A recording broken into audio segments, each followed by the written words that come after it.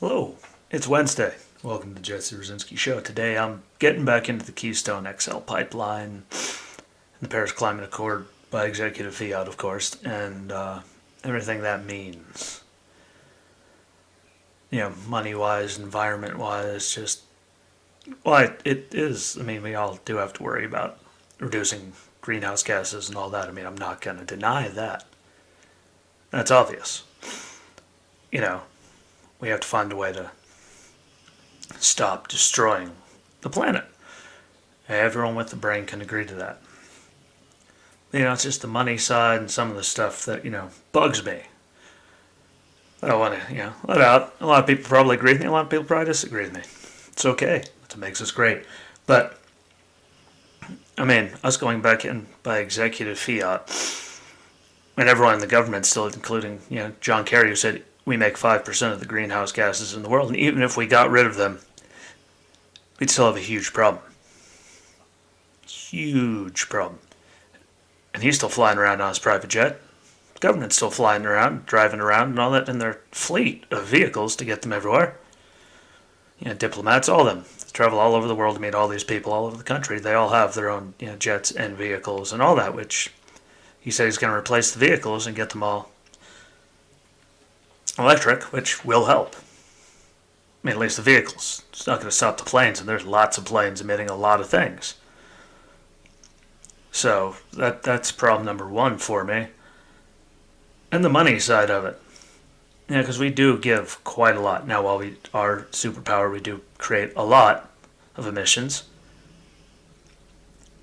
There's stuff up there like, say, North Korea, for example.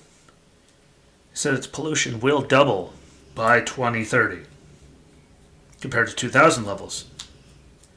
And that's only dependent on if the world, which is what we're all, Paris Climate Accords, everyone paying in, they get a lot of money from that. Otherwise, it could go even higher. Higher. By 2030. So we're paying for the rest of the world. In North Korea, we see all their missiles that they were testing and everything. They have the money. You can do all that research on missiles, nukes, put money into military. You have the money to start doing this stuff. They are going to rely on the rest of us to pay the tab on that while they keep doing what they're doing. Same thing goes to China. They said they're going to hit their peak by 2020, so they're going to keep going up by 2020. And I'm pretty sure 3/5 of their energy consumption is coal, which pollutes the bejesus out of the atmosphere. And we've seen them standing up with helping build up their military and their navy, and all that burns a lot of resources and puts a lot up into the atmosphere, which means they also have the money to reduce this stuff. They said it's going to keep getting worse till at least 2020. I mean, they said it could be earlier, but they have the money to do it now to start doing these things. But they're going to keep doing everything they're doing, which again is a big problem. If the rest of the world, write us a check and all that, and we know a lot of these countries have money to do it, why are we getting rid of all of our stuff when they're going to keep just bamboozling the rest of the world? So we're paying for all theirs, and now we have to pay for oil, natural gas, all that stuff. We have to start paying other countries to ship it here, which, I think a few reports I saw that, tens of millions of cars are equivalent to one freighter ship transporting that stuff here, which is how it'd have to get here if it's coming from all these countries where we're going to get it from. Like, that is way worse for the environment. That seems to be counterproductive. Pipeline, put that in. Got rid of doing that, which is going to hurt lots of people with really good jobs, high paying, which they're not going to be able to replace easily for how much they're making for their families and all that. All the small towns along it, they're going to get hurt by not having people there. And how are we going to transport the stuff that we still have flowing? By truck and by train. And that's going to produce a whole lot more emissions than finishing off that pipeline would, which doesn't help the atmosphere for making trains and all that, do it instead of what would have been a clean pipeline. It's food for thought out there. Tell me I'm crazy. Other stuff like countries like, let's say, Peru, for example, says it can cut emissions by 30% by 2030 compared with its business as usual projections, though that would be a net pollution increase of 22% still. It would cut it, but it would still increase by 22%, and that's contingent on getting billions of dollars from the rest of the world with this Paris climate thing. So they can reduce it by 30%, but it would still go up by 22%. Like, so we're giving them all that, people like us and other countries are going to give them all this money to help reduce their carbon footprint, but they're still going to increase it by 22%. And then back to China, they'll hit peak emissions by 2030 and then begin reductions. Like I said, if they have the money and the resources and all that to keep doing, everything they're doing over there to include building up their navy, which we've all seen, all of us, unless you're living under a rock. You haven't missed them building up their military and their navy and all that. And everything they're doing right now as we speak, and the sea. They have all the money in the world to do that, but they're not going to hit their peak until 2030. Doesn't mean they were spending that much money on all that other stuff. They could spend money to reduce this stuff and do it cleaner. Like, there's a reason they're one of the top economic people in the world now with all their factories and everything. Which, again, 3/5 powered by coal. Like, if they could build up all this stuff, they could also put a lot of money into being clean and not saying they're just going to keep getting worse till 2030. Like, again, none of this really makes Yemen, at least, said it could increase its 1% pledge to 14% with financial help.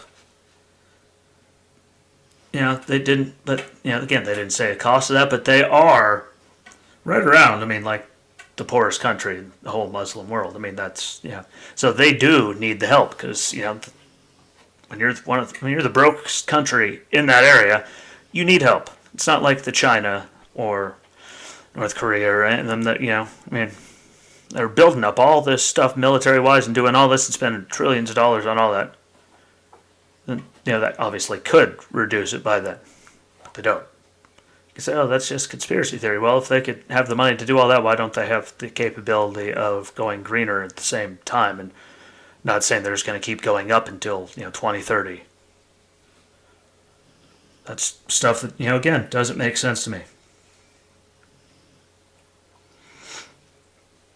First year under the Paris Climate Agreement, everything, emissions went up 1.4%, which isn't a lot, and that's, depending on, a lot of it also depends on, the need of the world and all that, so producing, how much we're using, different weather events and all that can affect all of that. So, it's a small increase. Again, look at all, earthquakes, tsunamis, hurricanes, droughts, floods, like all these things. People need to use more energy to produce more things to help these things, and which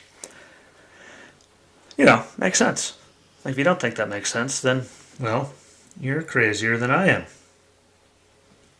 But it all comes back to if they have the money to build up all this stuff, then why not work on that at all in the next 9 years now? Like, they have the capability. The rest of the world should not be paying for countries like that to help them reduce their stuff when they're doing all those other things. So it means they have the financial capabilities, they just don't want to do it. And they're going to keep hurting the things. No matter what we do physically, it's not going to make a difference. Because they're still going to be just bombarding it and increasing their pollution into the atmosphere. Which, I don't like. I don't think it makes sense financially, anything. Like, there's no way that makes sense. But, and again, in the U.S., 100% of our natural gas was shipped by pipeline. 70% of crude oil and petroleum products were shipped by pipeline. 23% of our oil shipments are on tankers and barges over water. and the rails are 3%. But now if we cut off all that pipeline, we don't finish it, we stop producing our own at all, the only way it's going to go is by boat. And then trains and all that to get it everywhere. And those things kind of produce a whole lot of emissions compared to pipelines and all that other stuff. And natural gas burns way cleaner than coal and oil. Not like we already know that, the science backs it up. So I don't know where the confusion is and all of that, but it doesn't make a lick sense to me. Not many things do, but that's just my food for thought. Like, if these countries that say they're going to keep going up and up and up have the capabilities to, produce warships and all these other things, spend all this money to build up military and do all this testing and all that other stuff, why can't they, also work on reducing their carbon footprint in the next decade? But no one seems to consider that. We're already violently in debt. I know it's not, considered a lot of money, but it's a lot of money to be putting forth every year to give to other countries and some of them, yes, need the help. Some of them are going to say they're still going to keep going up.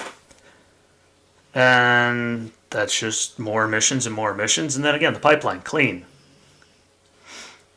Not a train, not a truck, not a big old boat.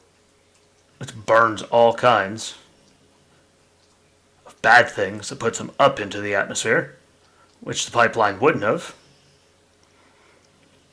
So, it's food for thought. It doesn't make any sense to me. Probably doesn't make any sense to a lot of people when you actually sit down and think about it. They'll say, ooh, that sounds really, really good. We need to do that to help the planet. Yeah, I'm full for it. But we're still going to be burning those things until we actually start doing all these solar projects. And I haven't seen anything about when they're going to start, ramping up all these jobs for wind power, solar panels, all that. Like, they didn't say anything. They just killed the pipeline right away, which is the cleanest form of transporting it. Again, I just gave you the numbers. Natural gas all by pipeline. Like, building more of that. So we reduce the amount of trains and trucks and boats, still doing it all here, because if we do it all here, that fracking and stuff would be less than what those tankers are going to do. Also mining to get all the stuff we need to make all the solar panels in order to convert everything over. Like, all that mining and everything, that's going to damage the environment. And it's still going to be shooting up all kinds of gases into the atmosphere to get enough. Everyone says we don't have physical capabilities of converting everything over right now. Like, we don't. Like, we're still going to be running on this stuff for forever, so why would we give hundreds of billions of dollars just to get the stuff to other countries, and then hundreds of billions of dollars around the world to help them do everything when, we're already in debt, and we could be making our own energy here, which numbers say would reduce the carbon footprint all around compared to barges and all that.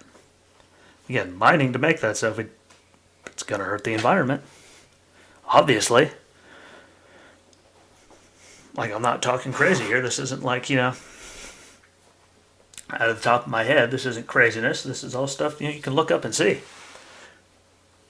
I don't see why killing the whole industry and all that and then paying all the money to get those resources and then barging them over here on freighters and all that, whatever, and then transport it all over the place by trains like that. Like, I don't see the payoff. I don't get it. Probably never will get it. It hurts way more than just the people doing it. Kills the whole... It's the reason it's the world's lifeblood of everyone's economy. It has it. Is oil and all that. Like, why would we stop producing ours to give it... Especially to the countries we're going to have to give the money to. Russia, who you never know what they're going to do. Iran, state-sponsored terrorist, probably the biggest one left on the planet. Goes around, Death to America. Wants to wipe Israel off the planet. Why do we want to give them more money into their economy and their resources when they're not doing anything good with it? And I don't get that either. Maybe I'm a crazy person.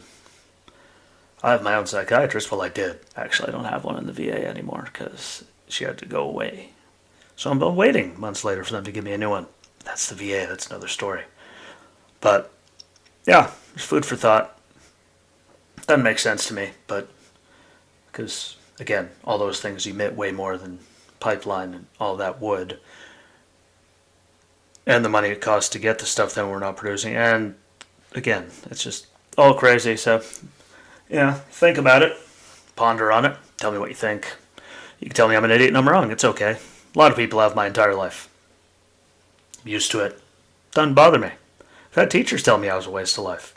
Back then, can't say I argue with them or blame them. It kind of was.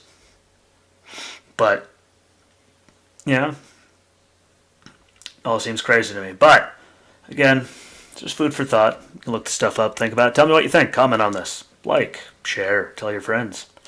Tell people to like it. The more likes I get, the more reach we get, the more people we can talk to, the more conversations we could start. Which is kind of a big step in all of this. So I appreciate it if you do watch it. More than you'll ever know. Got big things coming in the future. That'd be very exciting for me and everyone else. And until next time, my friends, talk to each other. Take care of one another, and peace.